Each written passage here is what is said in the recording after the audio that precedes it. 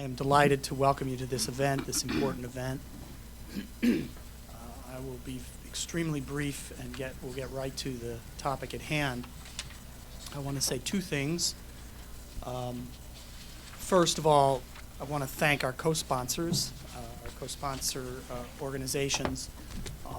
Besides the International Institute itself, several of its subunits, the Center for European Studies, the Center for Russian, East European, and Eurasian Studies, and the Weiser Center for Emerging Democracies all contributed to this event.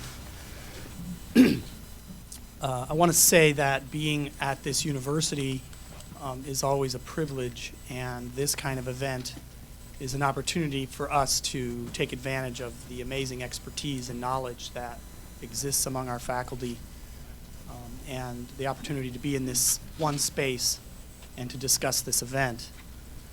I want to ask you for cooperating in having respectful dialogue, and that we can discuss these events in a manner that respects alternative points of view, and we will ask for your cooperation on that throughout the event.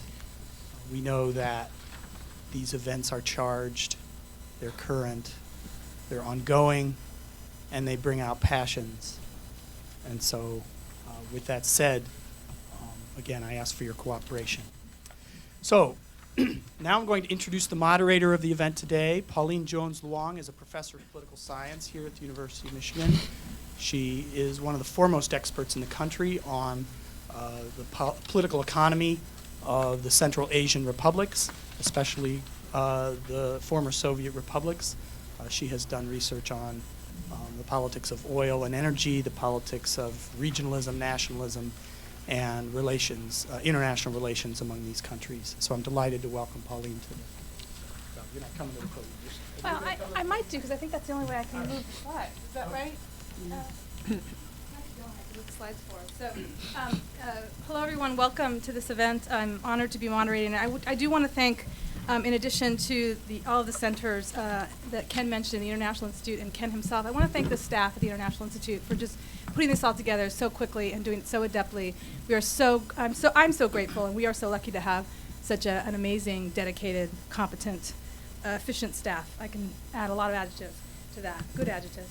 I thought I would start, before introducing our esteemed panel, I thought I would start with just a brief timeline of the crisis in Ukraine, a timeline of events. Some of these may seem contested. I did my best to try to triangulate them where I could, but I wanted to give the audience a sense of what it is we're talking about and how we got where we are right now, which keeps changing. I don't know about you, but I can't stop looking at Facebook to get the latest updates on this crisis. So this all started in November. Of course, the historical, political, economic, cultural origins go much further back than November 2013, but that's sort of where the current nature of this event starts to unfold. And what happens on November 21st, which is one of the crucial dates, I'll try to run through this in about 5 minutes, it'll be quick, but November 21st is that the now deposed president, Viktor Yanukovych of Ukraine, announced that he was going to abandon an agreement with the EU that would have strengthened ties with economic ties, in particular with the European Union. And what happened over the next few days as it quickly unfolded is that hundreds of people gathered in Kiev Central Independence Square, also known as Maidan, which is where the name comes from of the protest movement, later Euromaidan. And their main slogan in their protest was, Ukraine is Europe, right? So it was really very much about this decision, this unilateral decision that Yanukovych made not to sign this agreement or to abandon an agreement with the European Union. On the 30th, another important date of November, a small group of protesters was badly beaten. This is the first act of violence we have in the protests, and as you'll see, violence becomes a very important element in the unfolding of these protests. But this is the first one, and afterwards, protests are galvanized. What really starts as a few hundred people in the central square of Kiev really starts to proliferate by December, and you have a much more coordinated effort on the part of the opposition to bring people together who are not just interested in Ukraine becoming closer to Europe, or at least in Yanukovych not having the make a unilateral decision in that regard, but are also worried about and interested in, quote unquote, saving Ukrainian democracy. And lots of references are made back to 2004 and the Orange Revolution. and the need to come together and to resist sort of this violence that has started to escalate. And at this moment, you see the protests actually, which are starting to dwindle in size by late November. You see by early December the largest number of protesters, somewhere between 500 and 800,000. And you see that the protests are not just in Kiev and not just in the central square, but they're spreading to other parts of the country. On the 17th of December, another important event in this timeline. There's of course a lot of things that I'm skipping, but I'm trying to just give you sort of the main unfolding here. Is that President Putin, the current president of Russia, announces that Moscow will buy 15 billion worth of Ukrainian government bonds and reduce the price that Ukrainians pay for Russian natural gas by about 1/3. So this is a sort of economic bailout package that Putin is offering to help bolster Yanukovych, arguably, in response to these demonstrations. By January, things start to unfold even much more quickly.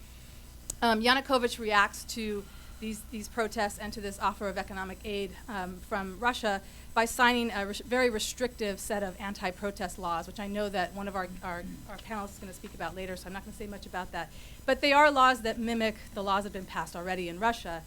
And the protesters react. They react very, very strongly, albeit peacefully, by building barricades in the Maidan and saying, we're not going anywhere. We're not going to listen to these laws.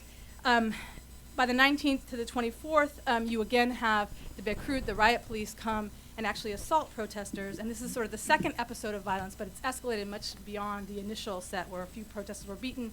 Now you have at least 3 deaths, many injuries. You have many protesters put in prison for violating the law. And then by the end of the month, you have the resignation of the current prime minister. The parliament then annuls the anti-protest law in trying to appease the protesters. They agree to drop the charges against the protesters themselves if they leave the offices, because by now the protesters have stormed regional government offices throughout Western Ukraine. Right. So again, the protests themselves are escalating, and violence is becoming more present. By the end of the month, Yanukovych goes on sick leave. Right. Into February, you have again continued protests.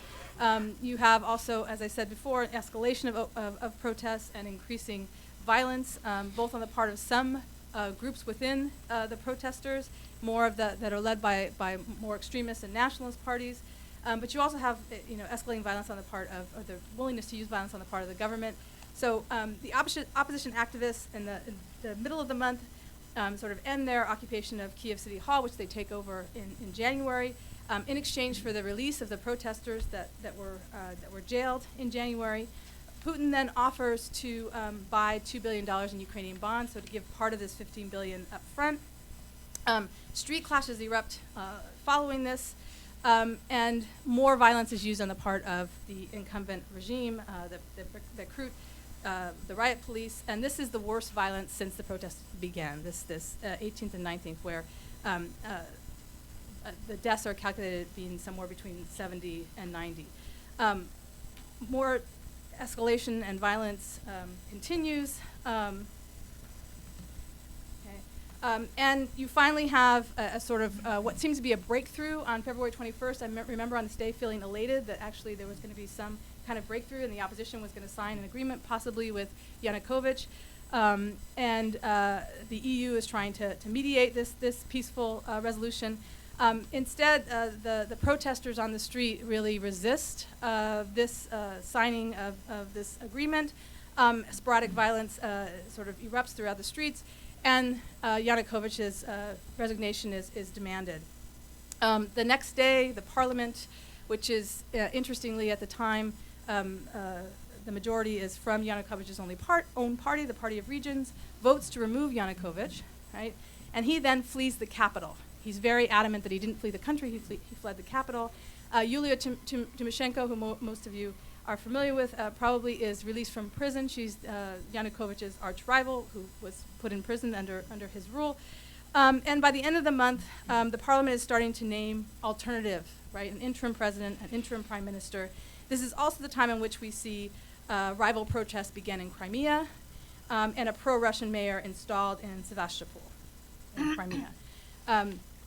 We see escalation within Crimea itself, where the Crimean Tatars are clashing with there are pro-Russian protesters on the one hand, there are Crimean Tatars and others who are not pro-Russian on the other hand. There are clashes between them. Russian troops mobilize near the border. They're put on alert, right? By the end of the month, you have pro-Russian gunmen who are seizing key buildings in the Crimean capital. You have unidentified gunmen who many argue are associated with Russia appearing outside of Crimea's airport. So again, things are really escalating and taking on a new turn by the end of February. In the beginning of March, just the last couple of weeks, you have the Ukrainian government calling on Russia to put a stop to these provocations in Crimea. The Russian parliament, meanwhile, approves a request by Putin to use military power if necessary in Ukraine. You have armed men in Russian uniforms surrounding a Ukrainian military base in Crimea. You then have Russia's Black Fleet telling the Ukrainian Navy in Sevastopol that they have to surrender or face a military assault. The very next day, March 4th, Putin finally makes a public statement in his reaction to the crisis in Ukraine, and he says that his country, that Russia, reserves the right to protect Russian citizens, Russian-speaking population, and any compatriots in eastern Ukraine, and that's the justification for their incursion into Crimea. The next day, a special UN envoy is ordered to leave the region. It comes in order to try and assess the situation, and it's asked to leave. The following day, Crimea's local parliament votes to join Russia and schedules a referendum for March 16th, which is this Sunday. President Obama then starts to seek further sanctions against Russia. I left out more of sort of the Western element here and just trying to get the unfolding within Russia and Crimea. On the 7th, Ukraine offers talks with Russia over Crimea, but only if the Kremlin withdraws its troops, which it refuses to do. On the 8th, the OSCE observer mission is prevented from entering Crimea. And again, the OSCE, like the UN, is trying to enter Crimea so that they can verify whether or not the treatment of the Russian-speaking population is indeed being threatened or abused in the way that the Russians are claiming that they are being abused or threatened. On the 9th, Yatsenyuk, who is the interim president, vows that Ukraine will not back down. They won't give an inch of their territory to Russia. But pro-Russian forces remain in control of Crimea, and Ukrainian troops remain blockaded in their bases. In the last couple of days, we've seen Yanukovych hold a press conference. In the press conference, I will crudely summarize his remarks as, "I'm alive, I'm still president, and I'll be back." Okay, so he's not going to recognize the interim government. He claims that that an unconstitutional coup ousted him from power. And he's not going to give up his legitimate right to the presidency. Just yesterday, the G7 leaders met and issued a joint statement calling on Russia to cease its attempt to change the legal status of Ukraine and vowing to refuse to recognize the results of the referendum that is to be held this March 16th. I'm sure some of the panelists are going to mention the exact nature of the referendum and the limited choices that are on the referendum, so I won't mention what they are, but now at least we're all clear on sort of more or less a time of events from November 2013 to March 2014, and where we are almost up into the moment. I'm very delighted and again grateful to have this esteemed group of panelists join me today. I'm going to introduce them in the order in which they'll speak. The first is Professor Zvi Gitelman, who is a professor in political science and Judaic studies. The second is Mikhail Krutikov, who is a professor in the Slavic language and literatures as well as Judaic studies departments. The third, Oksana Malanchuk, who is at the Institute for Social Research. The fourth, Svitlana Rogovyk, who's also in the Department of Slavic Language and Literatures. Greta Uehling, in the International and Comparative Studies program at the International Institute. And then finally, Ekaterina Mishina will speak last. She's going to be coming later after her class ends. She is a professor at the Higher School of Economics in Moscow and visiting the University of Michigan Political Science Department and the law school. So thank you very much, and I'll turn it over to Professor Gitelman.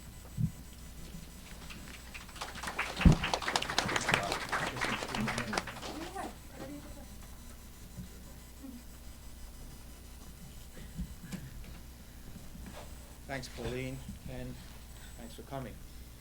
I'm going to address three issues.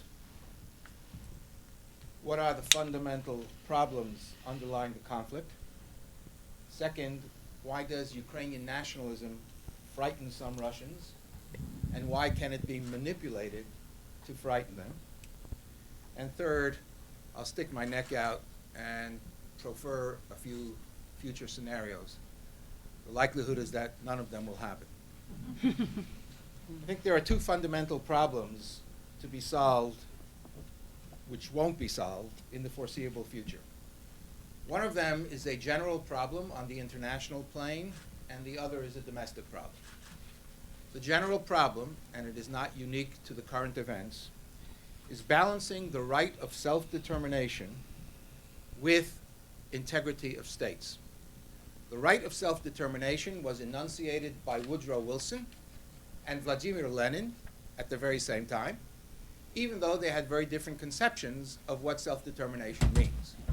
But it became a sacred principle, at least nominally, in international relations. And we have many instances where the right of self-determination conflicts with territorial integrity of a state. We can mention Cyprus, Quebec, Eritrea, Georgia, Kosovo, Turkey, Iraq. And what's interesting is you will not find a common solution to this problem among the cases which I mentioned. Kosovo and Eritrea seceded from their states successfully. Abkhazia's secession from Georgia is recognized only by Russia. South Ossetia's secession is recognized by more countries: Russia, Nicaragua, Venezuela, Nauru, and Tuvalu. Cyprus is ethnically and politically divided. It is a split country. And secession has failed completely in Quebec, Turkey, Iraq, and Spain, if we think about Basques and Catalans. So the clash between these two principles resolves itself or doesn't resolve itself in different ways. The second fundamental problem, unlikely to be resolved in my opinion, is the ongoing and seemingly endemic political fractionation among Ukrainians. Corruption, authoritarianism, intolerance, and the refusal to compromise have been the hallmarks of Ukrainian governments since independence, and I would say further back in history. As Henry Kissinger has written, the root of the problem lies in efforts by Ukrainian politicians to impose their rule on recalcitrant parts of the country, first by one faction, then by another. Ukraine is a deeply divided country, as are many others today. Egypt, Syria, Iraq, whatever happened to the Arab Spring, by the way, Afghanistan, Sri Lanka, many African countries. Only once in the 24 years since Ukraine became independent has there been a truly democratic government following the Orange Revolution of November 2004. 3 years later, opinion polls showed growing disappointment with the reformist president Yushchenko, who was squabbling with his prime minister Tymoshenko and was generally ineffective. As in 1918, 1921, during the multilateral war that we generally call the Russian Civil War, but it involved Poles and Ukrainians and many others, when Ukraine failed to win independence and was riven by factionalism, political stability has eluded Ukraine. So I think the task for Ukrainians is to prove to themselves, most importantly, and to the world at large, that they are a nation that can live together in a single state. If Crimea can be isolated as an area that can justifiably leave Ukraine, and there are plausible ethnic and historical grounds for that, if not legal grounds, the rest of the state might remain whole. On the other hand, if Crimea can be detached, why can't Transcarpathia or any other region of Ukraine that so desires? The second issue I want to address is why is it possible to paint the anti-Yanukovych movement or the Maidan movement and Ukrainian nationalism in general with the black and brown colors of fascism.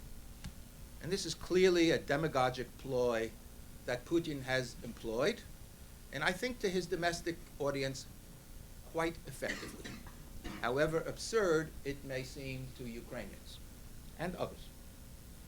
Ukrainian nationalism, born in the 19th century, like many other nationalisms, contained both authoritarian and democratic strains. But after 1929, it took a decisive turn to the right and was dominated by sentiments, passions, I would say, which were anti-Russian, anti-Polish, and anti-Semitic. The OUN, the Organization of Ukrainian Nationalists, which certainly had legitimate grievances against Polish rule in what we call West Ukraine, and against Soviets who had presided over the collectivization of agriculture in Soviet Ukraine, which resulted, whether deliberately or not, this is a matter still contested, in a massive famine which killed at least 3 million Ukrainians.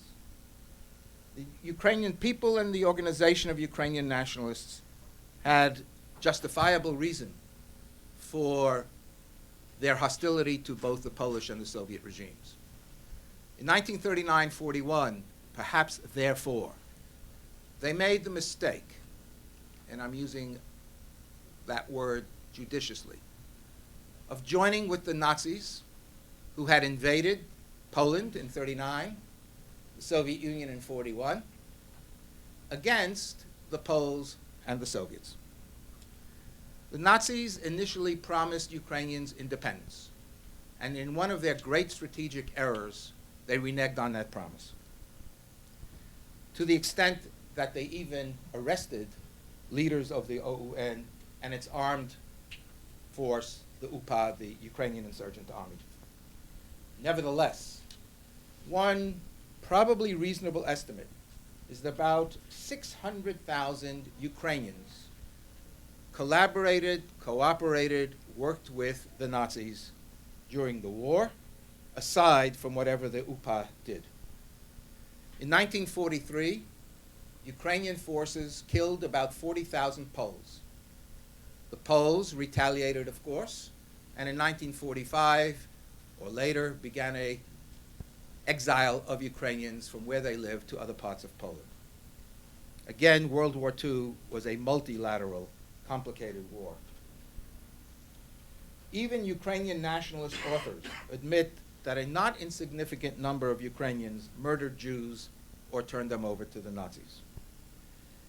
At the same time, 4.5 million ethnic Ukrainians fought in the Soviet military against the Nazis.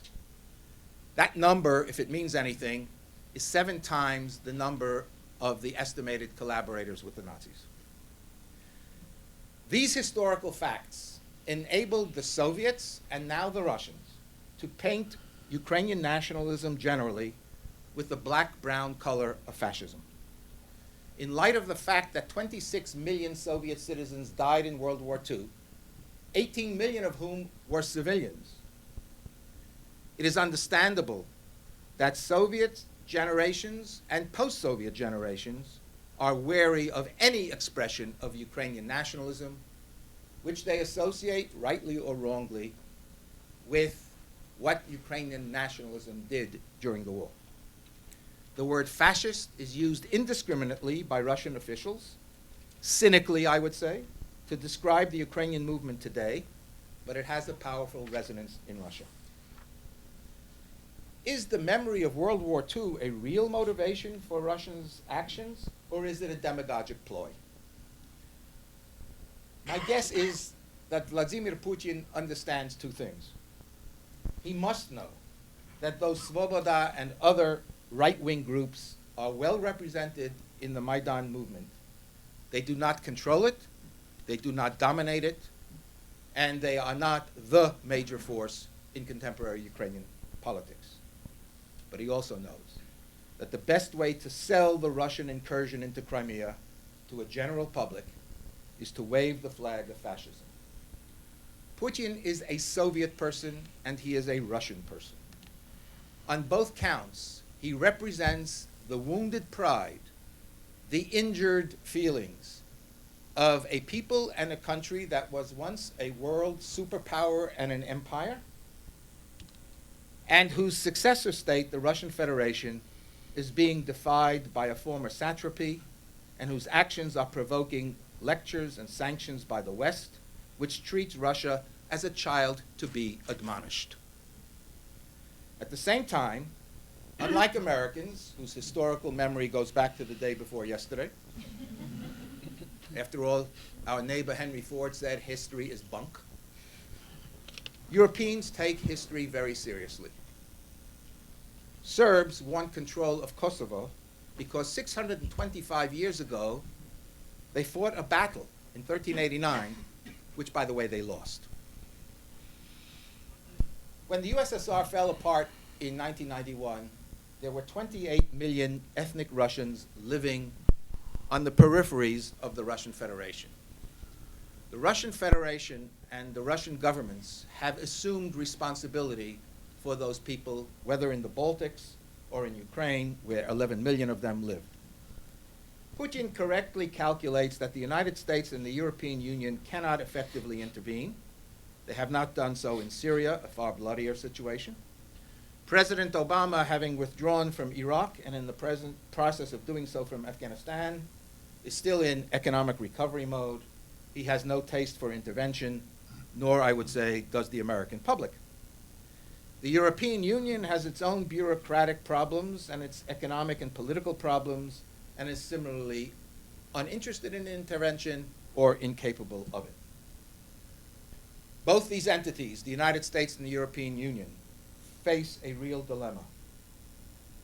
Failing to condemn Russia's intervention or invasion with actions and not just words gives a green light to Russia and to others for similar actions, and it certainly demoralizes millions of Ukrainians. But condemnation and pinprick actions serve only to antagonize Russia, not to change its behavior, though it might give some moral support to Ukrainians. I conclude with three possible scenarios. In Sunday's referendum, the vote will be to secede from Ukraine. The referendum will be condemned as illegitimate by the West and by most Ukrainians, and it will be embraced by Russia and proclaimed to be an expression of the people's will. Crimea will then begin negotiating with the Russian Federation on the terms of its entry into the Federation.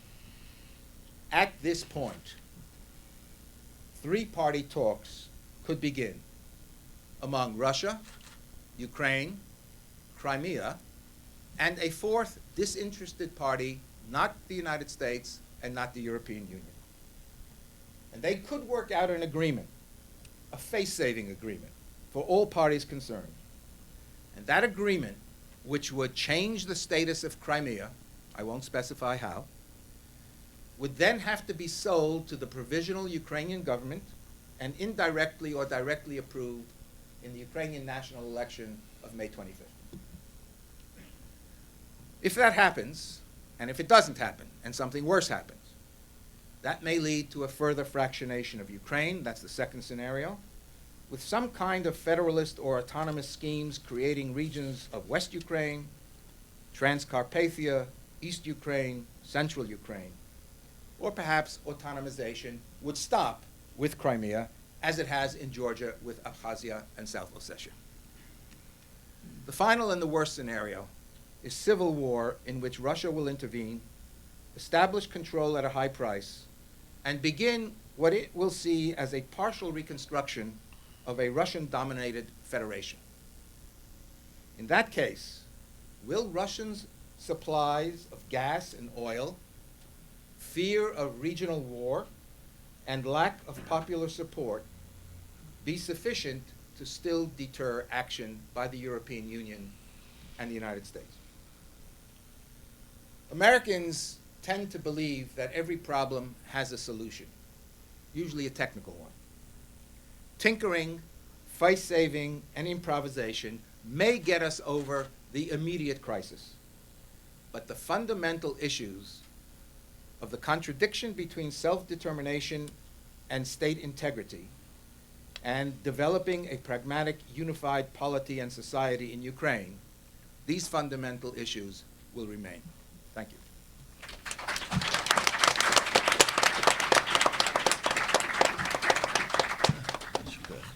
Shall I go up there? Or?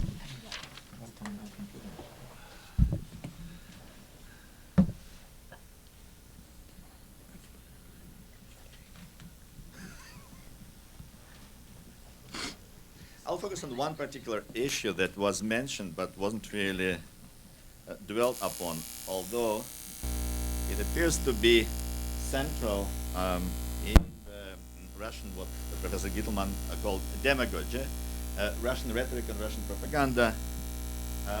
And this is the issue of the Russian language. Because as Professor Jones just said, the pretext for all these things that are happening and about to happen, including the political, has to do with the protection of people who are called Russian speakers or Russian citizens, Russian speakers, and compatriots. So basically, if any of you takes Russian and you reach level 2 or 3, you become Russian speaker and you qualify for protection by the Russian state. Optimistic. Keep this in mind. I think it will really, encourage you to do this. These are obviously very, very vague categories. So it's a very complex topic. I'm not an expert on this topic, so I'll just try and give some basic facts. So this is the map of Ukraine, of regions of oblasts of Ukraine, with the percentage of native Russian speakers. That means people who declared Russian as their native language, according to the census of 2001.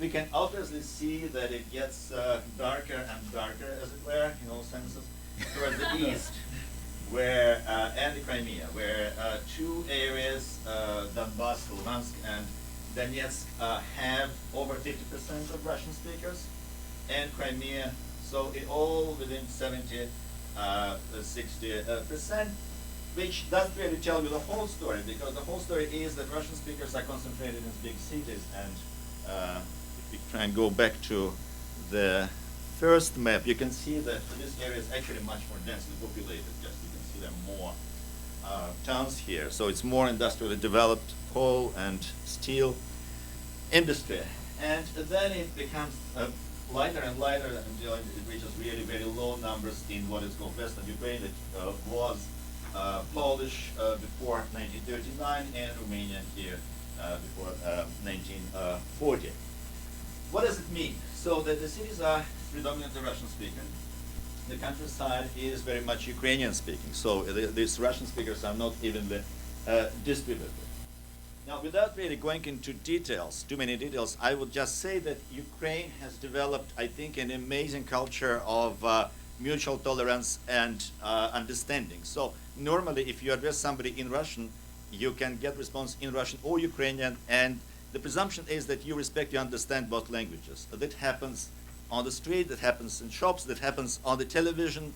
I watch quite a lot of Ukrainian television now. You can see Russian people who speak Russian. They are, if they are from Ukraine, then the presenter will speak to them in Ukrainian. If they're from Russia, they will speak to them in Russian. And I think it's a very strictly observed etiquette, which I find very helpful. So I don't think there's any serious reason for concern about this Russian-speaking population. It's certainly an issue. It's an issue that is being dealt with. There are various opinions. You can find extreme opinions here in the West that Russian should be banned, but they don't really have much of a support at any levels. And the situation could have been quite stable up to the point when Russia openly says that it is prepared to invade Ukraine to protect Russian speakers, which, of course, the first people who will suffer for that, obviously, will be these Russian speakers. So there is no protection. One more thing I want to mention is that Ukraine has a very robust, very vibrant Russian culture. It has writer Andrei Kurkov, who I think, if you look at the English translations, I think he's most translated into English of Russian language writers. So he lives in Kiev. Kharkiv, I think, is the Russian literary capital of Ukraine, and all those people unanimously speak on behalf of Ukraine. And even with all this demagogy and propaganda, I couldn't find, maybe I wasn't able to find any evidence, apart from some people who speak on the television, and you can see that the same lady that appears in different cities speaking under different names, telling the story how she is discriminated. Apart from that, not a single voice emerged from Ukraine in Russian of anyone who said that they are discriminated, they need protection. So the language issue is very high on the Russian agenda. It's usually very low when people are asked to rank their issues in the according to their priorities. So language goes like 10th in terms of other issues. Of course, corruption, as Professor Gitelman said, is the main issue, political fragmentation, many concerns, not, I think, the state of the Russian language. Crimea, as I recently read again, I don't know how reliable this statistics is, has 600 Russian schools and 6 Ukrainian schools. So if anyone needs protection there, I think it's Ukrainian speakers. And you could see horrible pictures on TV recently from Kharkiv, where the Ukrainian writer Sergei Zhadan, who's very prominent, very well known in Russian, translated into Russian, he came out of the local regional office beaten up. He had concussion, his nose was broken, he was all in blood, and he was basically attacked by the Russian-speaking Russian thugs essentially for being Ukrainian. So the situation is, I think, very much reverse to what the Russian propaganda tells us. And maybe the last thing, if I have 2 more minutes, to add a little bit to what Professor Gitelman just said, and this is about the kind of Russian vision of Ukraine. I think if you listen to Russian propaganda, you get an impression that Ukraine is divided into 2 categories of people. There are Russian speakers, compatriots, and the fascists. And the fascists attack these compatriots. Who are the fascists? They are Ukrainian nationalists, they are Banderovцы, and here it's important that they usually call them Banderovцы instead of Banderovs, according by the name of Banderovs. So there is this kind of little twist. There are Banderovцы who are fascists, who are Nazis, who are Americans, and occasionally Zionists. So there is even a term of Жидо-Banderovцы. And for Russia, just to leave it on a cheerful note, this is a map of the world in the year 2053. And it's taken from a novel which is apparently quite popular, and it's read by Putin according to some newspaper reports. It's written not by some kind of freak. It's written by a gentleman who was the vice speaker of the Russian Duma in the 90s. It's called The Third Empire, Russia as it ought to be, because I'm a literary person, I read literature. And what is amazing about this novel, even though it was published in 2007, it describes what is happening now in Ukraine in greatest detail, including the time of the year, that these things happen in March.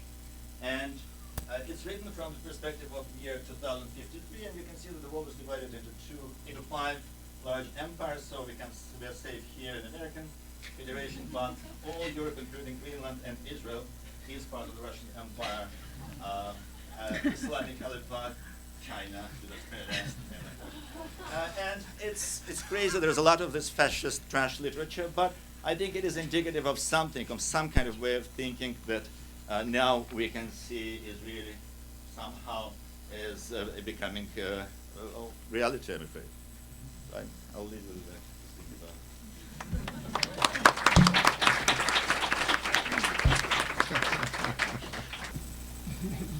I'm going to talk about some survey data that we gathered in 2010 and a few years earlier than that. First, I'm going to look at some maps and make the argument that Ukraine is not just east and west, as people have been saying on TV, but it is more nuanced than that. It's actually more like 4 regions, plus Crimea, depending on whether you added to the south.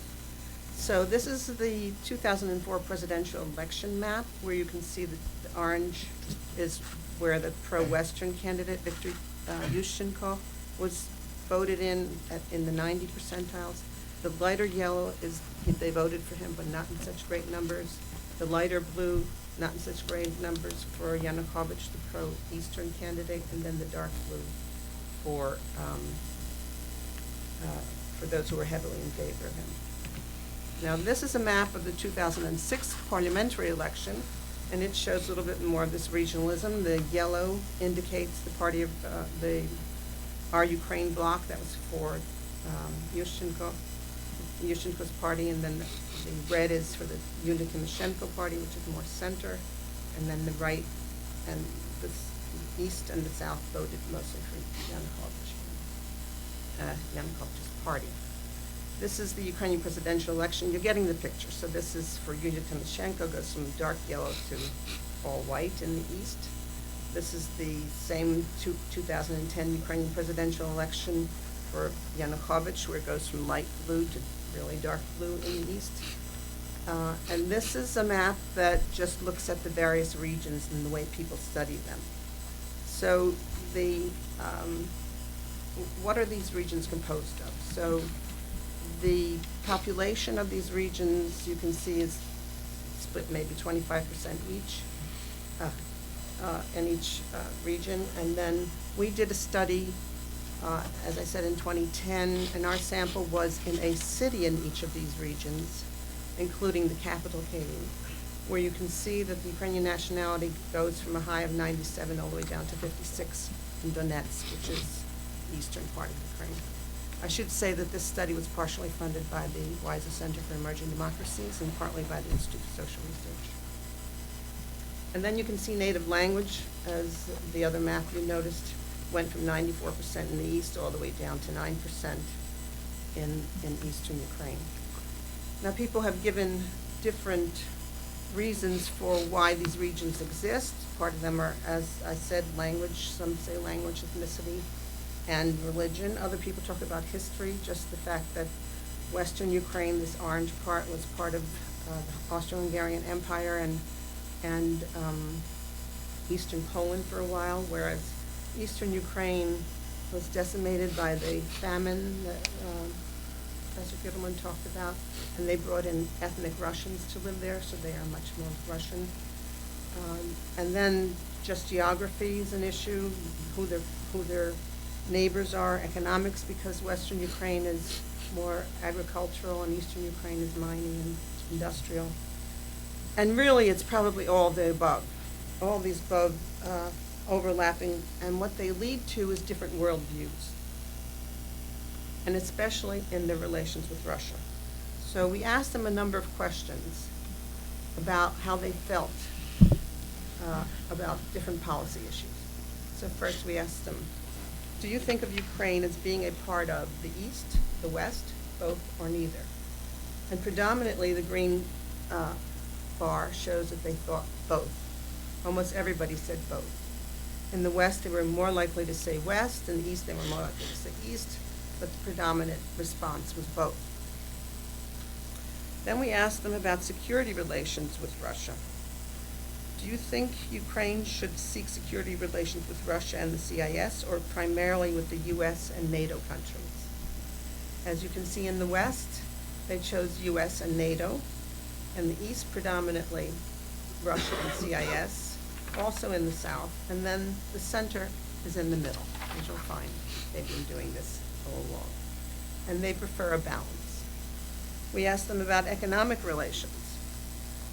There's been a lot of talk lately about Ukraine joining a common economic space with Russia, Belarus, and Kazakhstan. Would you say you strongly support, somewhat oppose, or strongly oppose joining such a confederation? And as you can see, the West strongly opposes. On the other hand, almost everybody agrees, to some extent, they're over 50%, that they would want to join that country. Then we asked them about the future of Ukraine. On this card are several possibilities for the future direction of Ukraine. Which of these options do you yourself prefer? Choose only one. So they could choose Ukraine remains a totally independent country outside any bloc of nations. You'll see that the center picked that one. Ukraine becomes part of a greater federation including Russia, and that's highest in the East. Ukraine becomes part of the European community, highest in the West. Ukraine becomes part of a greater federation including Central and Eastern Europe. That didn't come out too well. Ukraine becomes regionalized into several separate countries, and that was not chosen either. So what do these mean for independence of Ukraine and its maintaining its territorial integrity? We asked them, people don't always agree on the relationship Ukraine should have with Russia. Some argue that Ukraine and Russia should be completely different countries, and they would be on position 1 on the scale. Others think that Ukraine and Russia should be the same country, and they would be at position 7. Which position corresponds to your view, or haven't you thought about this much? So 1 is lower at the scale. You can see West, and this is longitudinal data. We have it for the West and the East only, and then 2010 data for everyone.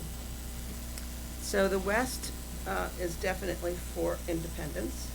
The East, interestingly enough, started out at 5.8 on the 7-point scale and has been dropping down mostly, 94 to 99 to 2004, 2010. So when you collapse it into 3 categories, you find that people who live in the West chose independence 75, 85, 85, and 88% of the time from 94 to 2010. Central, you saw those individual figures.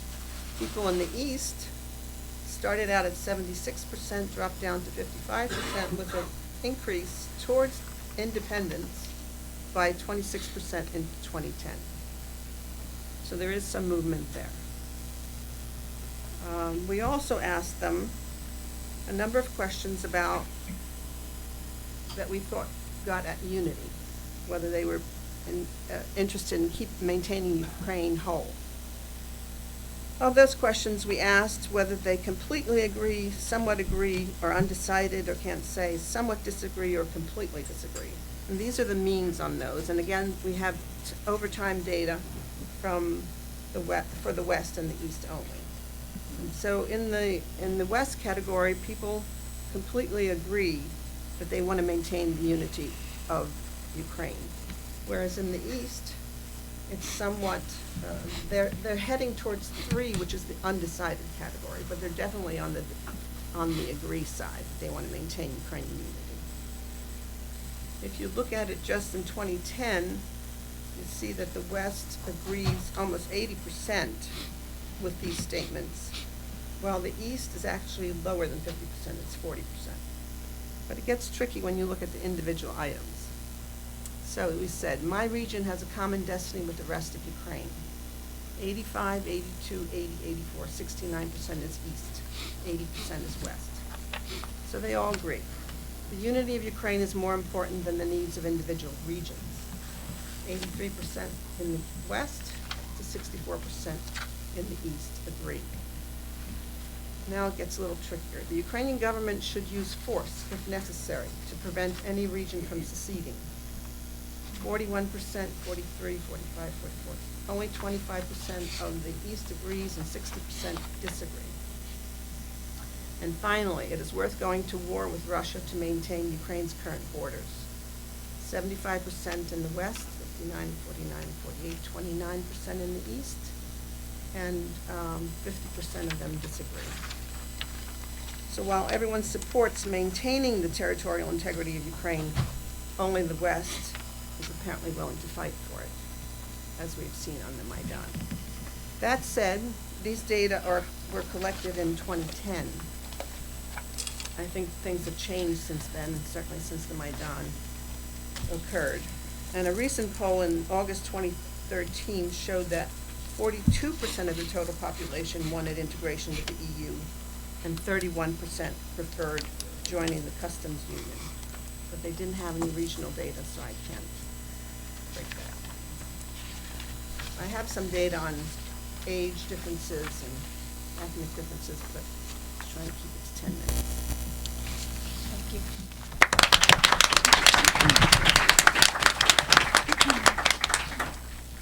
Good afternoon, everybody, and thank you for coming to our panel today. Before I start, I just wanted to let you know that closer, sure, I'll try it. Okay. I probably have changed the topic of my talk today probably 3 or 4 times in a matter of last week because of the amount of events that we are reading and watching right now, and we're exposed to, of course. And finally, I have decided to speak from the personal experience. And the question of identity in Ukraine has been always a question that has been discussed and has been argued for many, many years, for decades, of course. And that's why I decided to title my talk today, Being Ukrainian in Ukraine and Still Investigating the Identity.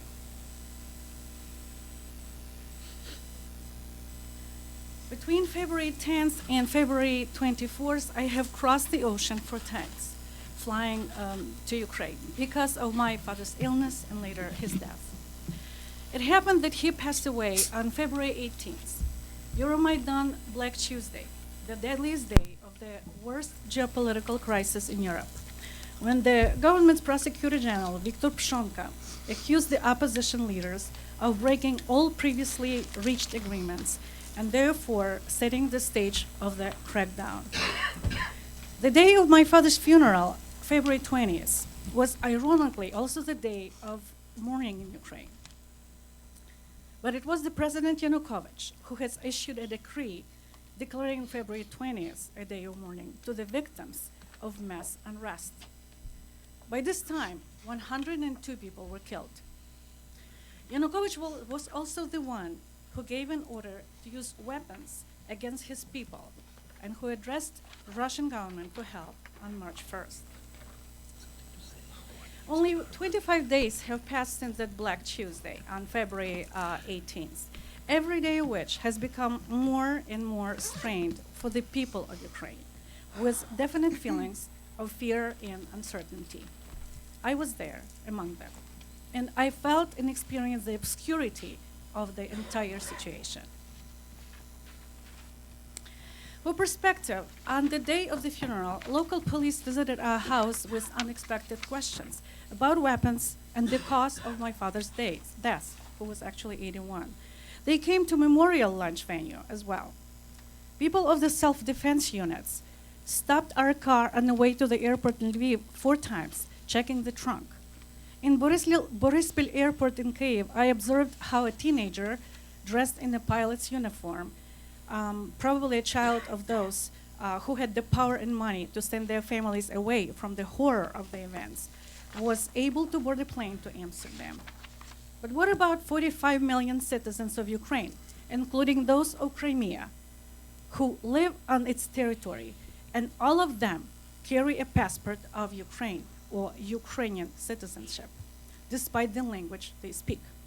All of them were born after 1917, and it is not their fault. They became victims of the near century-long reign of Russia's political ambitions, which forced them to make certain decisions.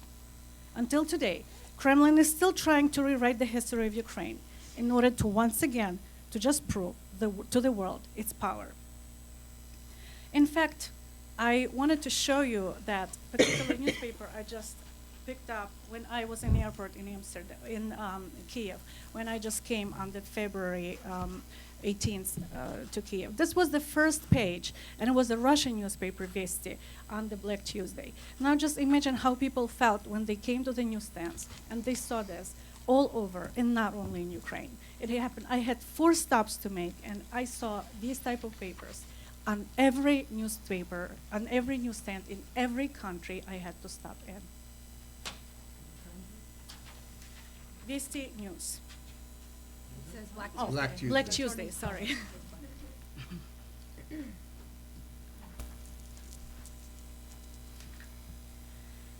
When I was invited to this forum, thank you, Pauline, by the way, for that, I intended to talk about language issues in Ukraine and Russia. But of course, language issues, of course, is the issue of identity as well. And I would be happy to answer your questions in regards to this topic. But because I have decided to speak from my experiences at this point, I would like to continue with the following. Я українка. Я народилася, виросла і здобула освіту в Україні, у її західній частині. Моя рідна мова – українська. Це мова моєї матері, яка походить із села недалеко Харкова і Полтави. Моєю першою дитячою книгою був Шевченків Кобзар. Моя мама знала майже всі його вірші на пам'ять і читала мені їх перед сном. Одной из моих первых учителей в школе была Мария Ивановна Семенко, русская из Москвы. Она была прекрасным педагогом, интеллигентным человеком, которая научила меня любить и понимать русскую литературу и искусство, за что я всегда буду благодарна. My father was born in Poland, but in 1947, his family was forced to relocate to Ukraine from Krynica as a result of Operation Vistula, the code name for forced resettlement of post-war Poland's Ukrainian minority, including Boykos and Lemkos, to the recovered territories, carried out by the Soviet-controlled communist authorities. It has been described as ethnic cleansing by Western, Polish, and Ukrainian sources. As I grew up speaking Ukrainian, reading Russian, and communicating with my grandparents in the Lemko dialect, today about 80% of citizens of Ukraine will be able to tell you similar stories. And all of them, speaking Ukrainian and Russian in Ukraine was never, and for all of them, speaking Ukrainian and or Russian in Ukraine was never a real issue. The Euromaidan is the best proof of this, where citizens comfortably spoke both languages with no conflict.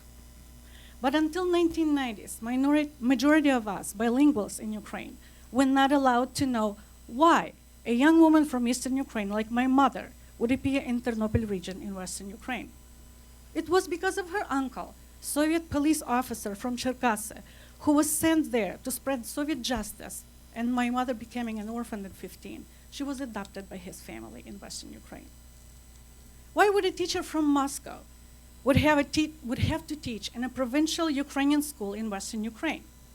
She and thousands of other young specialists like her were sent there because of the Russification plan, a policy aimed at entrenching and reinforcing Russian national and political domination in Ukraine or other countries. It was implemented by making non-Russians switch to the Russian language and culture, followed by the further assimilation. The widespread interpretation of this phenomenon goes back to the verge of the 19th, 20th centuries, when the political wing of Ukrainian national liberation movement fought against all kinds of restrictions imposed on Ukrainian language and literature. During the Soviet era, this interpretation transformed into damning castigation of the USSR's cultural and educational policy. While officially there was no state language in the Soviet Union until 1989, Russian was in practice in privileged position, implicitly because it was the only language widely spoken across the country. The Ukrainian language, despite official encouragement and government funding, like other regional languages, was often frowned upon or quietly discouraged, which led to a gradual decline in its usage. From around 1960s, all dissertations were required to be written in Russian only and submitted only in Moscow. That caused most scientific works to be written exclusively in Russian. Studying Russian in all schools was not an option, but the requirement, and later in 1980s, the teaching of it was ordered to be improved. In 2009, a cross-national survey in Ukraine mentioned that only 0.5% of respondents felt they were discriminated against because of their language use. According to a poll carried out by the Social Research Center at the National University of Kyiv-Mohyla Academy in late 2009, ideological issues were ranked third, 15%, as a reason to organize mass protest actions, in particular the issues of joining NATO, the status of the Russian language, the activities of left and right-wing political groups, etc. Economic issues were the second, 25%, and problems of ownership, 17%. The most important number is 40% that people came to Maidan to was against the corruption in Ukraine. According to March 2010, forced Ukrainization and Russian language suppression were of concern of only 4.8% of the population of the country. One of the definitions for the term language, language states that it is a tool for communication. The definition depicts language as a system of communication that enables humans to cooperate. Today we can only hope that the Russian president and his more than 80,000 troops, up to 270 tanks, and 140 combat planes, which were brought to the border in Ukraine recently, and which are creating the threat of a full-scale invasion from various directions, will use a humane way to go away, which will help Russian and non-Russian speakers in Ukraine to find their identities on their own. Any aggression from abroad, especially those that started under the foolish slogan of defending Russian speakers in Ukraine, should be simply inadmissible. Thank you.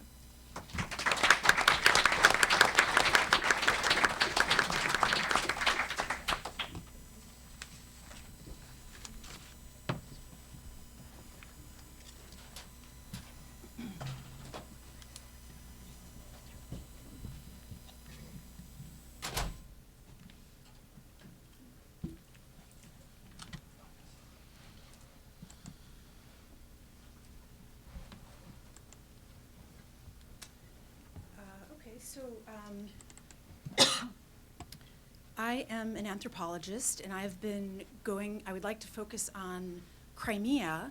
I have been going to Crimea since 1995. My first trip there was as a graduate student.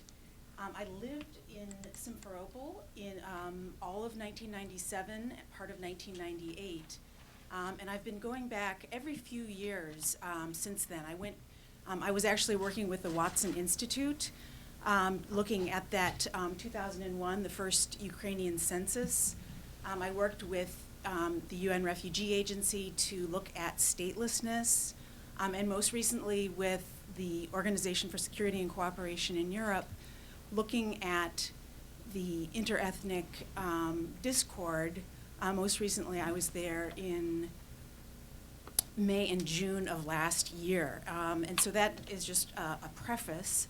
I want to talk about basically three things. I want to put this crisis in a little slightly deeper historical context as a way of talking about why the occupation of Crimea is so troubling, why it is the antithesis of what Peter Kenyon of NPR referred to as a warm welcome on March 3rd. I want to talk about something that's troubling to me, which is kind of the essentialisms at work, perhaps as a result of our lack of good data, resulting in sort of a paucity of really good information in the media. Even Henry Kissinger referred to the Russian religion.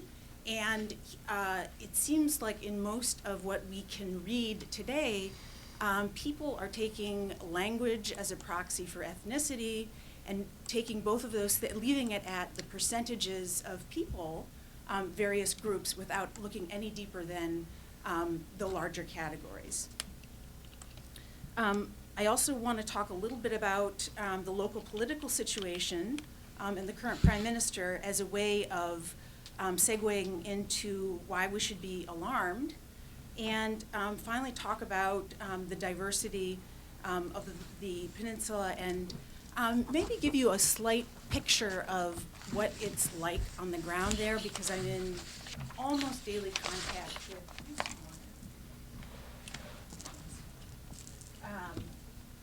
yeah, that would be great. The map would be great. With friends and colleagues.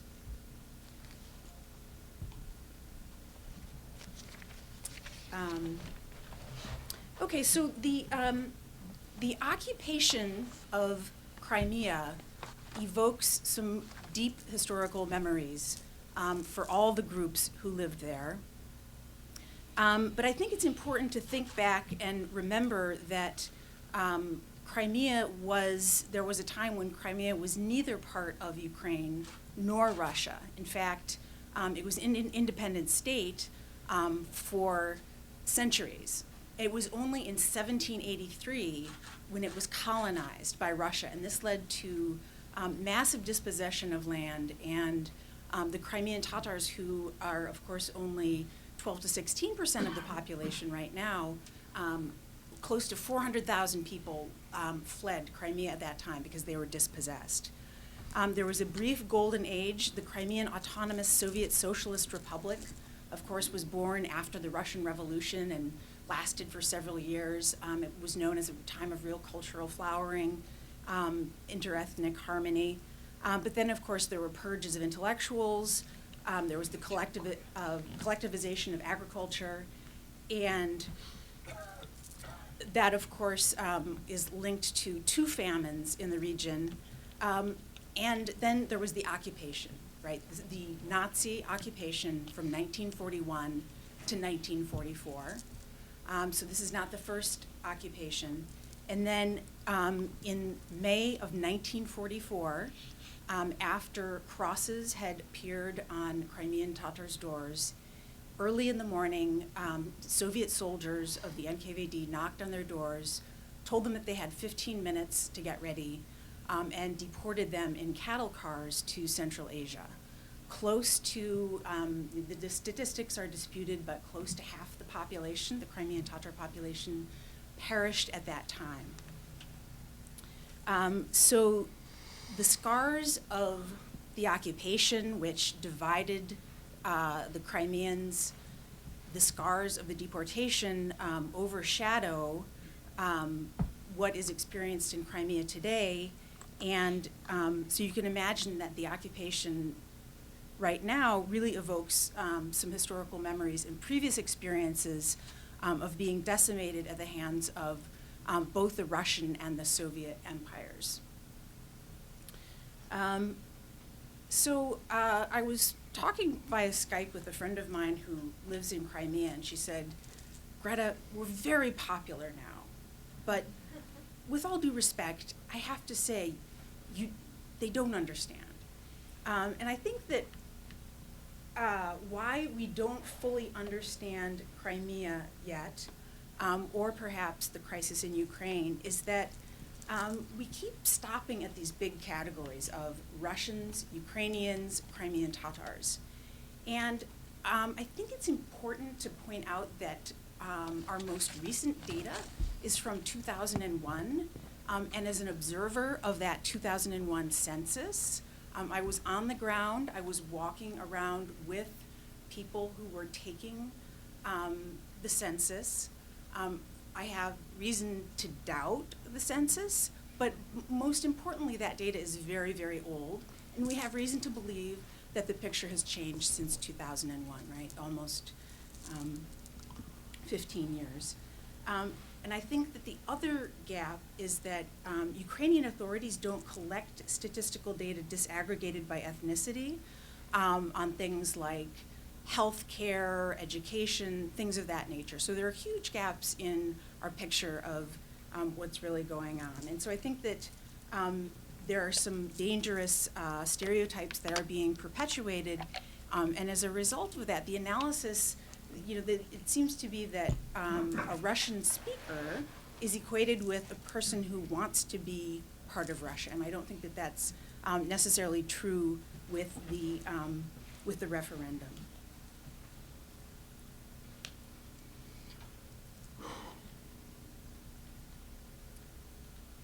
So a few words about the local political situation in Crimea. I think it's important to recognize that, as Rifat Chubarov, the chair of the Crimean Tatar Mejlis, stated, a referendum that is carried out at gunpoint goes by another name. It's a coup. They have called for a boycott of the referendum. I don't know whether or not that will be successful.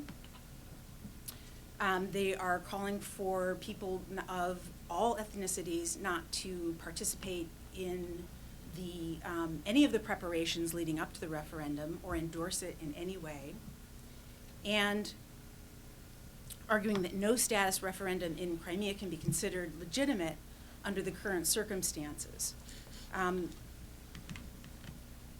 With the referendum, the first option is, do you support Crimea joining Russian Federation as a federal subject? And option 2 is, do you support restoration of the 1992 Crimean Constitution and Crimea's status as a part of Ukraine? And of course, the 1992 Crimean Constitution called Crimea a Soviet state, And by virtue of the fact that it's now occupied by Russian forces, either way, they're sort of under Putin, right? So it's a forced choice, and it's not not well-designed questions.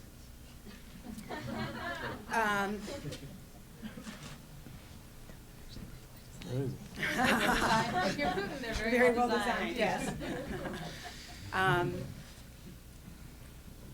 So the current prime minister of Crimea, his name is Sergei Aksyonov, and when I read about Sergei Aksyonov, has anybody read the novel Absurdistan by Gary Steingart? Mm-hmm. It's sort of like a chapter out of this book where the most absurd scenario you could possibly imagine becomes normal. And this scenario reminds me of the Absurdistan novel because Sergei Aksyonov was an aspiring Soviet officer when the Soviet Union fell apart, and not being able to join the military, he had to seek out other employment opportunities, and he became a cigarette dealer. So he is widely known as, trying to think of a good way to put it, other than thug. His nickname is the Goblin, right? Because he roved around Crimea with his band of enforcers, eventually coming to join a group called the Russian Society. And the Russian Society is a group of pro-Russia, separatist-leaning individuals. Their membership has waxed and waned over the years, pretty much in direct proportion with funding from Moscow. And then Sergei Aksyonov went on to form the party Russia Unity. That was able to capture 4% of the vote in the last elections in Crimea. So the person who is currently the prime minister is associated with Crimean gangs and was only able to capture 4% of the vote. And it's widely believed that it was his men wearing masks and carrying guns that were able to capture the parliament building. So that's why we should be alarmed. And so I want to go to a picture, give you a slightly different picture of what's going on the ground as to help you understand why this is the antithesis of a warm welcome, why this is the antithesis of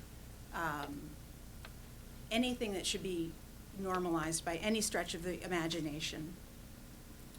And I think that requires, a lot of the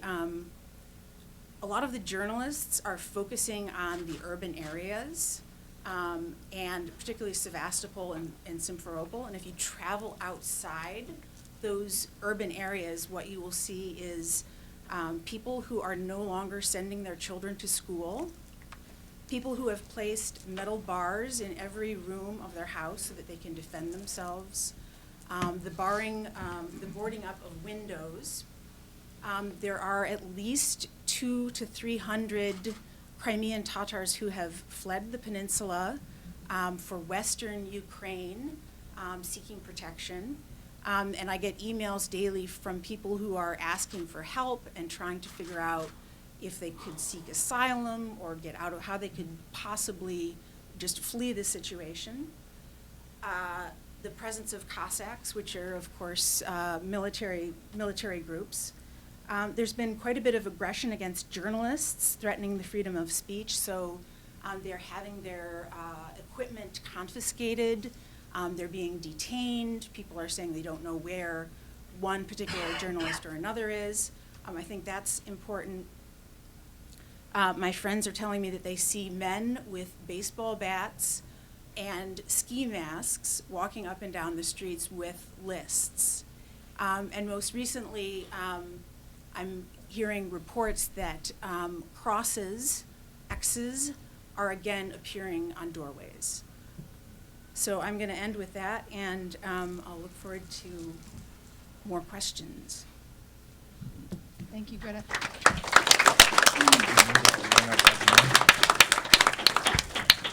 We have one more speaker. Professor Mishina has joined us, and then we will turn this over to some questions from the audience.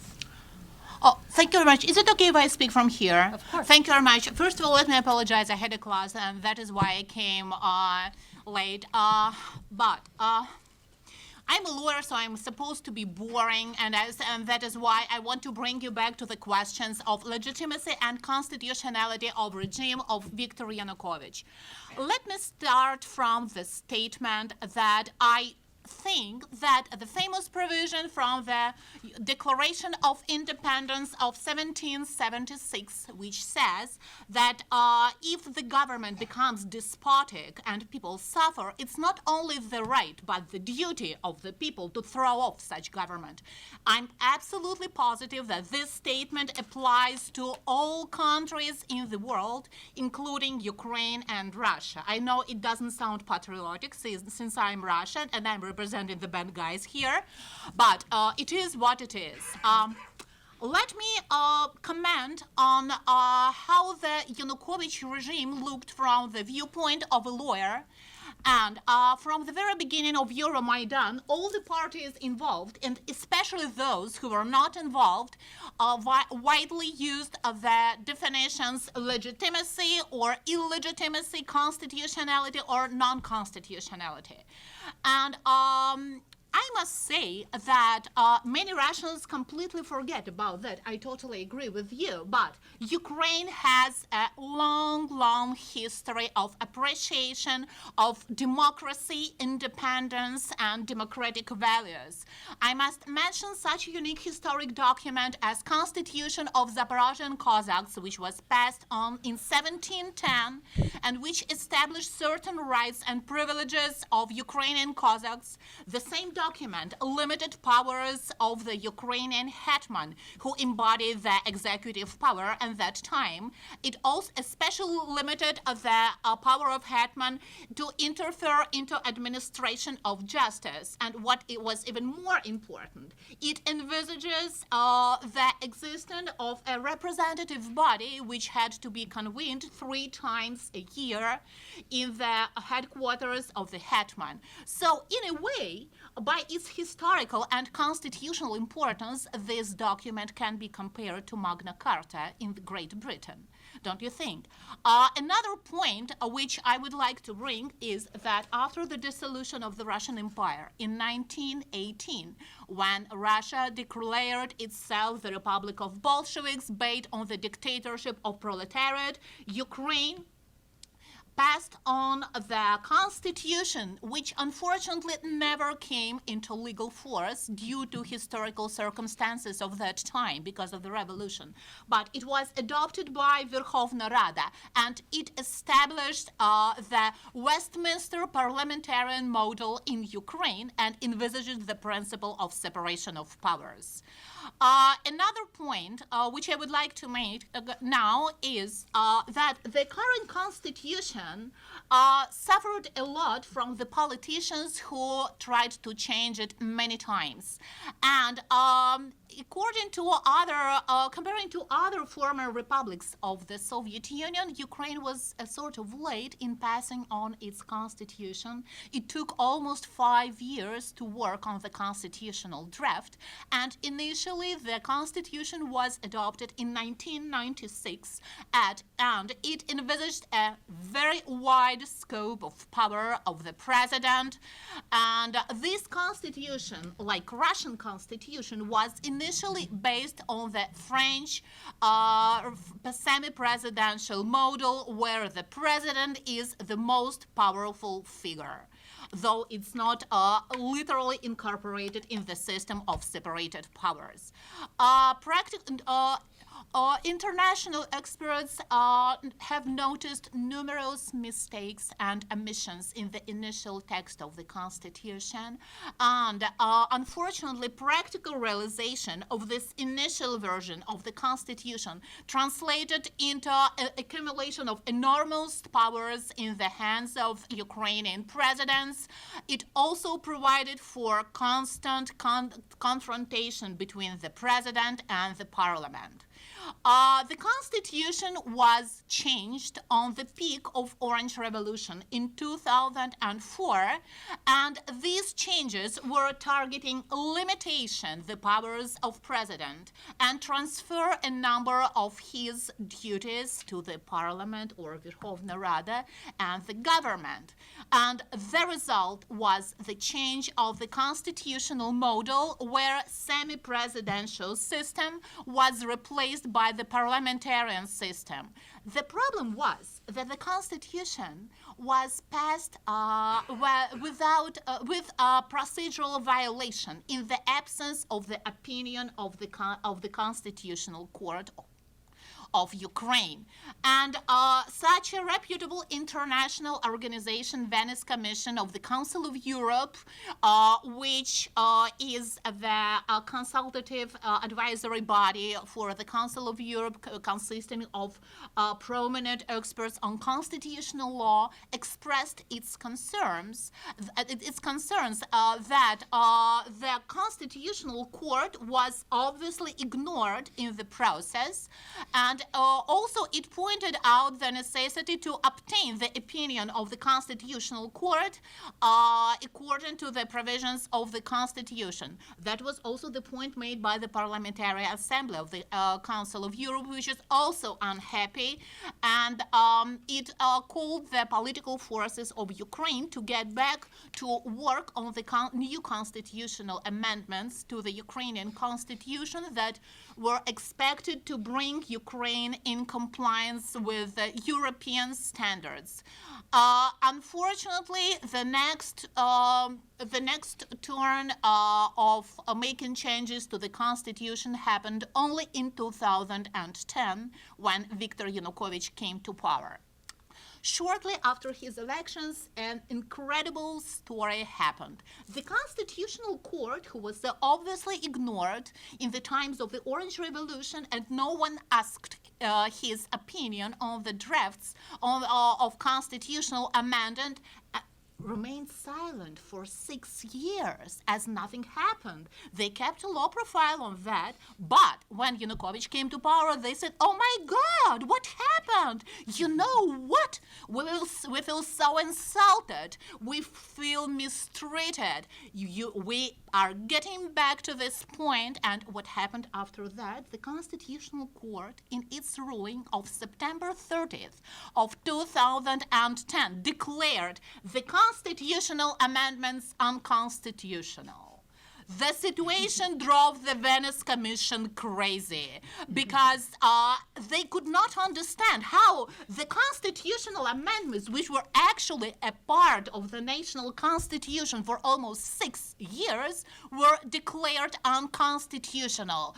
It was an enigma for them, and they could not understand what was happening. But the Constitutional Court was very consistent. He said, no, they were unconstitutional and will stand on this track. So that was actually the beginning of the rampant escalation of authoritarian regime, which marked the presidential term of Viktor Yanukovych. And the very fact that such important constitutional amendments that changed the constitutional system of the country were declared void became a point of very big concern of Venice Commission again. And in its opinion, issued on December 17th and 18th of 2008, Venice Commission made several very important points, saying that it was unprecedented to do that. By doing this, the Constitutional Court of the country put itself above the Constitution. The main point of the Venice Commission was that constitutional courts are bound bound by the constitutions, and they have no business to place themselves above it. So, changes made by a ruling of the Constitutional Court bring up serious questions on legitimacy and rule of law. So, the regime was illegitimate from the very beginning. It was unconstitutional. And there are many proofs. If you are interested, I'll send you the links to these documents of Venice Commission. You will enjoy it. But somehow, selective memory and selective application of law is very typical for post-Soviet republics. And Ukraine is not an exception, unfortunately.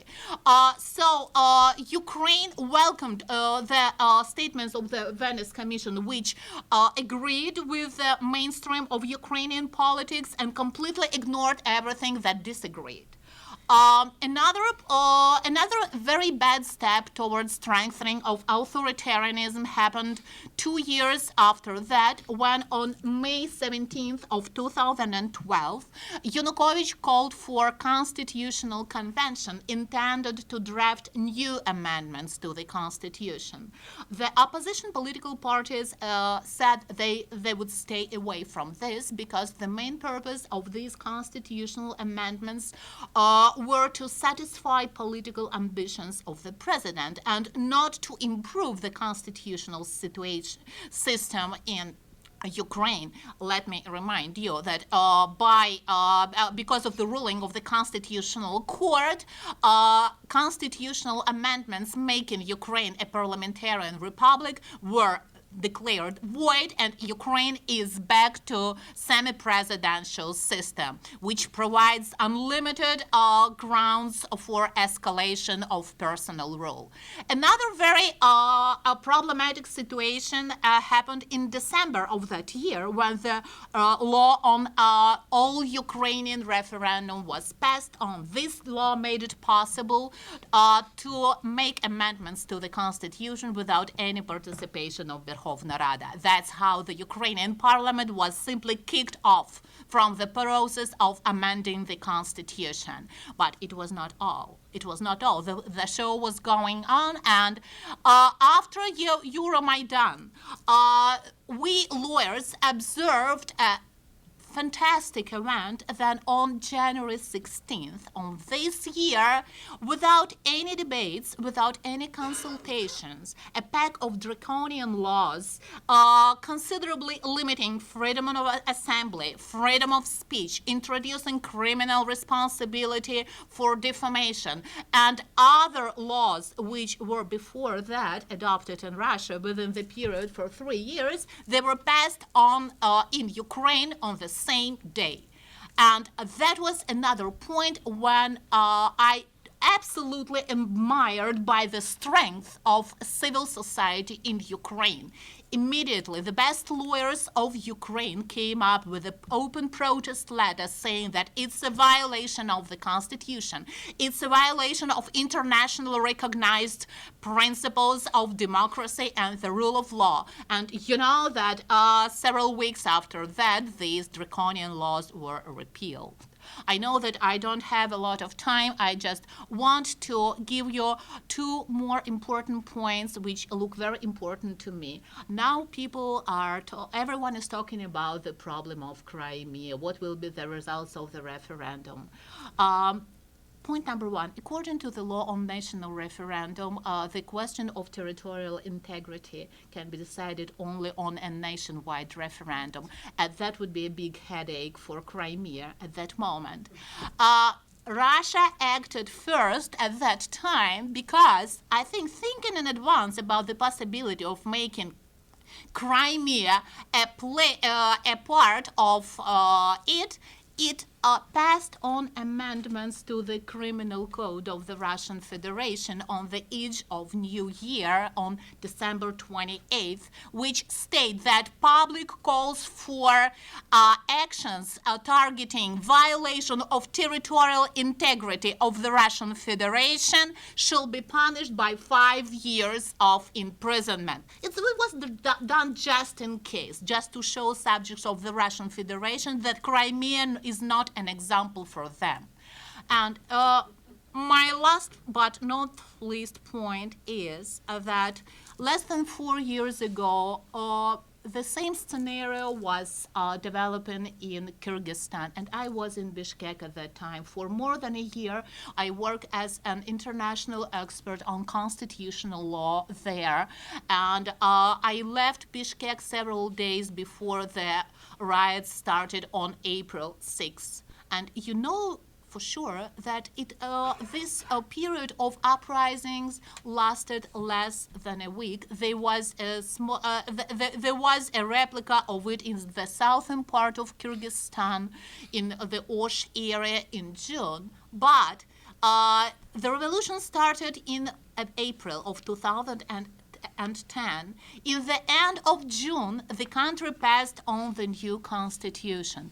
And Rosa Atunbayeva, a very quiet and politically neutral political figure, was made acting president. And there was no revolution, and there was no polarization of the society. It was over within a very short period of time, and the reason for that was exactly the same as it was in Ukraine. People became sick and tired of the corrupted regime of Kurmanbek Bakiev.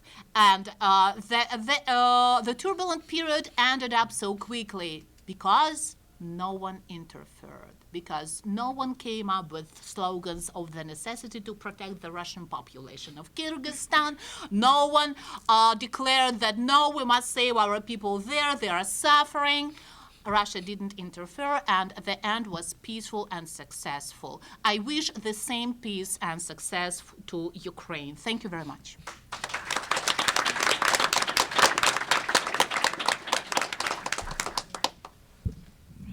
Okay. Please, when you ask your question, please keep your questions brief and stray away from making long comments. And if you want to direct your question to someone on the panel as opposed to anyone on the panel that wants to respond, please do so. We have a microphone that's going to come to you. If you want to raise your hands, and we'll bring the microphone to you. Should I stand? Absolutely. Good afternoon. Thank you all for a wonderful panel discussion. My question is for Dr. Malanchuk. My question to you is that given that this crisis is an unprecedented event and a crisis of unprecedented proportion in Ukraine, in the history of Ukraine since 1991, are there any plans to conduct kind of sociological surveys and opinion surveys on these same questions in the near future, seeing as many of them, particularly I have a hunch about NATO membership, might change quite drastically? Yes, especially since young people in Donetsk are in favor of NATO membership more than their elders. And I imagine these things will have changed by the time we get out in the field. But right now, I don't have any plans for doing that, unfortunately. I will have to look for some money. Thank you very much.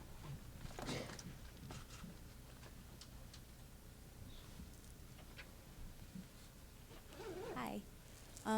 So all I really knew about the conflict unraveling in Ukraine was that the potential for Russian invasion was to protect the oil pipeline. And so I find it interesting that what sparked this was sort of the reneging of joining the European Union. And yet so quickly we've moved away from the initial economic trigger, if you will, to this historical issues of ethnicity. And so I wonder, like, how do we, I guess, turn it back to the initial concern? How do we not let this run away from us and become yet another hashing out of the historical ethnic issues in that region, if it's possible at all? Do you want to take that? Well, maybe I don't know the answer to your question to begin with, but I think that the ethnic issues and cultural issues are a pretext, and that's the only pretext that they can use, in a sense, to mobilize Russian public opinion and to build up this multi-layered historical mythology and mobilize it and bring it. Because if you say that, we want our military base, we want our pipelines, whatever, people will not really respond in Russia, I mean, in the same way, because Putin's ratings, apparently, they have risen since then. So it really works. And if you listen to what people say, and quite intelligent people say in Russia, they say, of course, Crimea is ours. First of all, because Prince Vladimir was baptized there in year 988. Of course, he was the same Prince Vladimir for Ukraine. It doesn't matter. It was Byzantine, but it's ours. Second, because of Ekaterina the Great and Crimean War, which we lost, so we're fighting it again. We are fighting the Second World War again. And Putin is fighting the Cold War again. So there are three wars that they are fighting in their imagination, and all of them have to do with culture, with history, with pride, with ethnic pride, with this kind of completely empty. You can say that, okay, you can describe who the Russian speaker is, somebody who speaks Russian, who is a compatriot, соотечественник. I've never met anyone who would describe themselves as a compatriot, right? So these are all completely empty. Some of them are completely empty, and certainly they have really no legal meaning whatsoever. Russian-speaking Ukrainians, Russian-speaking Russians, you speak Russian all the time, you speak Ukrainian. So it doesn't really make any real sense, but it does make great sense in terms of mobilizing support for Putin and really changing greatly Russian society. And I think there was kind of a good way to put it, that they're not just changing the kind of the mood of the society, they're changing the whole order of Russian state in a way. So I guess, like, is it wrong to say that Putin is capitalizing on the economic unrest in Ukraine to further his own purposes? Not on Ukraine. He is capitalizing on this little uncertainty. I think the plan was really in place. He is using this very, I think, empty, very insignificant legal issues that don't really matter. And the last thing that he came up, I think, yesterday was that the whole collapse of the dissolution of the Soviet Union was not exactly legal. So maybe we should really revise that kind of. And Ukraine left the Soviet Union not exactly constitutional, even though it left after Russia left. So how could it stay there? So these are empty words that they come up with every day, and I'm sure there will be more and more as the referendum comes closer. So I don't really think I think we should really separate these issues. Let's move to another question. Just behind you. Hi. This question is for the first two panelists, Professor Long and Dr. Gitelman.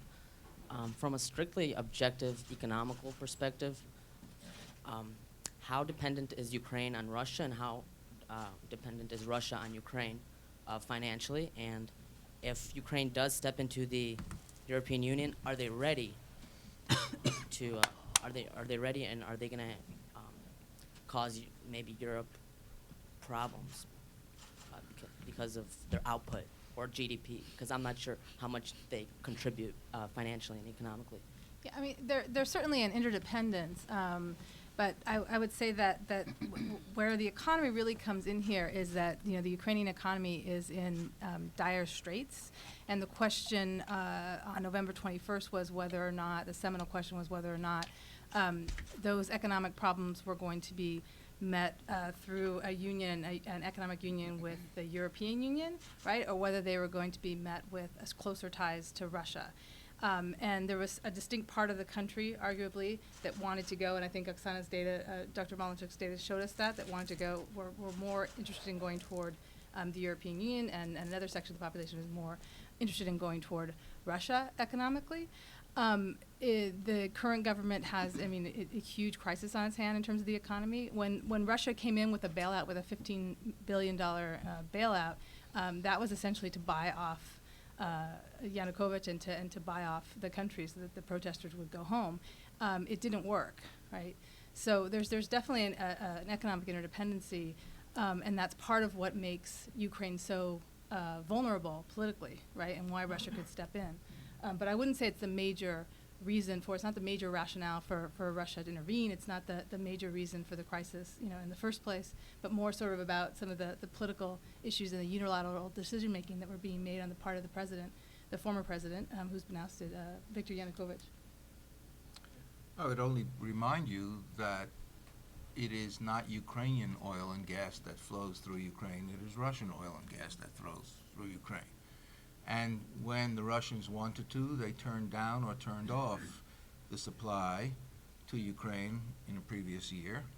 And they can do that affecting Western Europe as well. So that here, economically speaking, Russia definitely has the upper hand. Ukraine's economy has declined. It would be, if it were to enter the European Union, which I don't think it will, would be a burden upon the European Union. And I think the lessons that they have learned from the premature admission of Romania and Bulgaria will make them even more hesitant to admit Ukraine. So economics plays a role here, but I would agree with Misha and some of the others that the issues have been turned into emotional, non-rational, historical issues, and they're not fundamentally economic.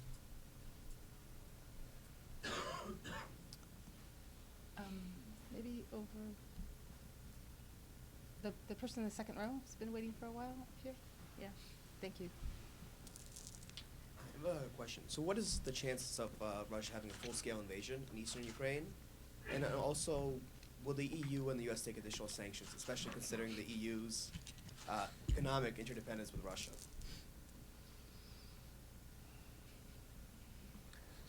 Does anyone want to, eager to address that? I mean, That I was think my worst case scenario. Yeah. I think Putin would be extremely foolish to do so. This would involve real military conflict, and that would put Russia out of the European circle for a long time, which he may not mind, but that would hurt Russia, I think, in the long run, economically and certainly politically and even culturally. So I think that's a highly unlikely scenario unless you think that Putin is dominated by driven by irrational forces, which I would hope is not the case, and I don't think is the case. I think he's a much more calculating individual than that. Can be both. I mean, it really depends on what happens on Sunday. I mean, most likely, regardless of what the turnout is, what the outcome is for the referendum, Ukraine's either going to become part of the Russian Federation or fully autonomous within Ukraine. Crimea, yes, Crimea. Thank you. Crimea is either going to become part of the Russian Federation or to become fully autonomous within Ukraine. And so, if Russia is willing to stop there, right, and if the current government in Kiev is willing to concede, right, Crimea and the Western powers, even though they have vowed not to recognize the results of the referendum, if they sort of stop, where they are, you could see that Russia would be, quote unquote, appeased with Crimea and stop at Crimea. Whether or not that's a good international outcome is another question, and that's a big question. I read in Facebook by Euromaidan in English that there was an interview in Der Spiegel with Ilyaronov, who was the former defense minister for Putin, and that he said that they had been planning the takeover of Crimea over a year ago, and that they also intend to take over Ukraine totally. He was actually the economic minister, not the economic advisor to Putin, not the military. I think that makes it different. Economic advisor, yeah. So maybe this person here. Thank you for a very interesting panel. I have two questions, basically. No one really addressed the issue of Ruski Mir, which is such a predominant philosophy of Putin. He sees that his population, the Russian population, is in decline, and the Muslim population is growing in Russia.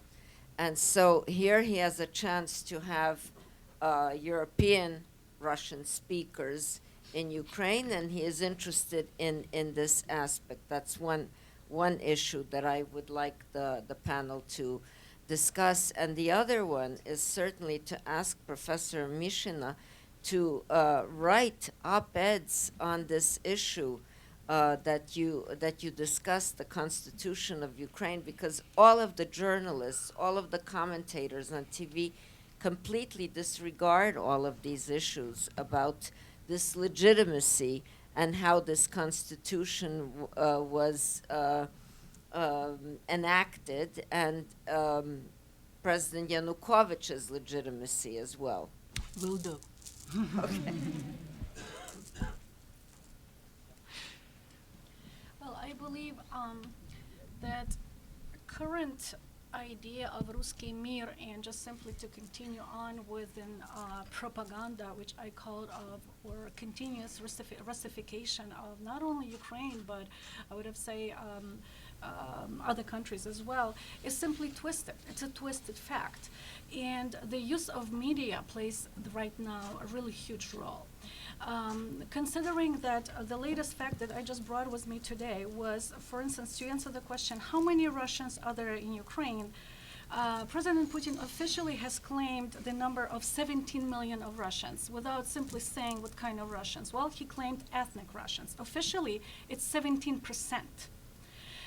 Therefore, the difference, in the number, when people see the number, they don't pay attention sometimes. Is it really 17 million or 17%? But it's a huge difference. Therefore, these little things really do play a huge role. So all of us will really need to take into consideration real facts and probably simply take time to analyze before we speak and take time to read more and be able just to find real facts to answer these type of questions. And from recent, you probably notice you probably know the fact about the American journalist on Russian TV station, which is broadcasting in United States, Elizabeth Well, I believe.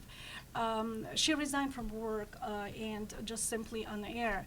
And while listening to her, while simply looking at straight into her eyes, I believed in it. I believed that facts are twisted. People just simply will not leave their jobs just because. And therefore, it is very important to really be able to read the media and to be able to filter the media, as much as we can at that point.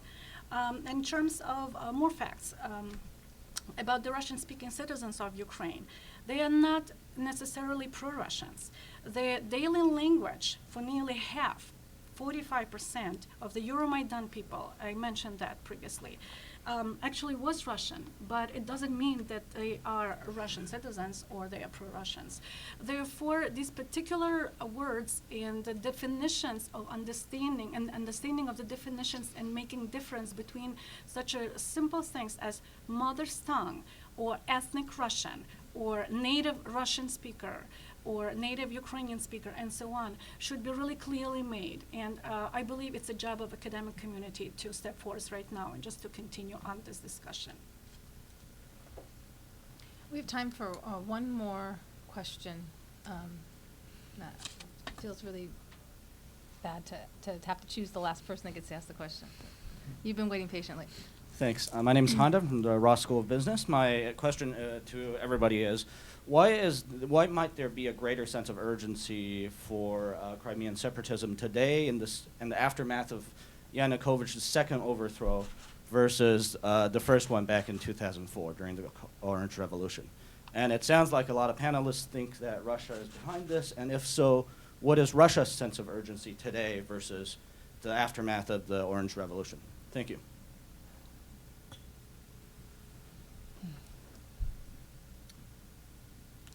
I don't know that there's a sense of urgency. There's probably a sense of opportunity. On the one hand, we've heard that Russia has been planning this for years. I'm not so sure. On the other, disarray in Ukraine, which has been repeated. It did not start in 2013. It has been going on for most of the post-independence or the independence period, offers Ukraine's neighbors and enemies opportunities. Putin is looking for such opportunities. This is a bad note to end on. He may win. This gamble may pay off. And as Pauline said and others said, if he's satisfied with that, that's probably something Ukraine could learn to live with, and the West certainly could. On the other hand, we remember, some of us, the man who came back from Munich and said he had spoken to Herr Hitler, and he's satisfied, and we will have peace in our time. That's the dilemma, I think, that we face after Sunday. Is this a process that stops in the months following Sunday? Or is this a process, the beginning of a process which will lead to even greater dangers and indeed possibly catastrophes? I don't know.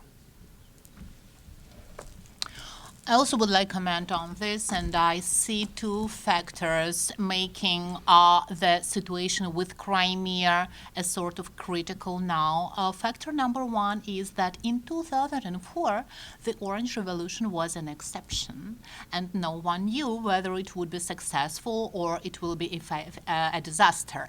But after that, we had the incredible example given by the Roses Revolution in Georgia. We just had a lecture, two of my students are present here, and we were discussing tremendous success of reforms of Mikhail Saakashvili.